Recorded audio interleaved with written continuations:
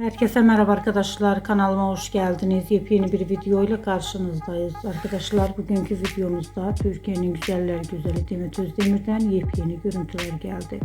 Demet Özdemir'in arkadaşının doğum gününden olan yepyeni görüntülerini sosyal medya hesabından paylaştı.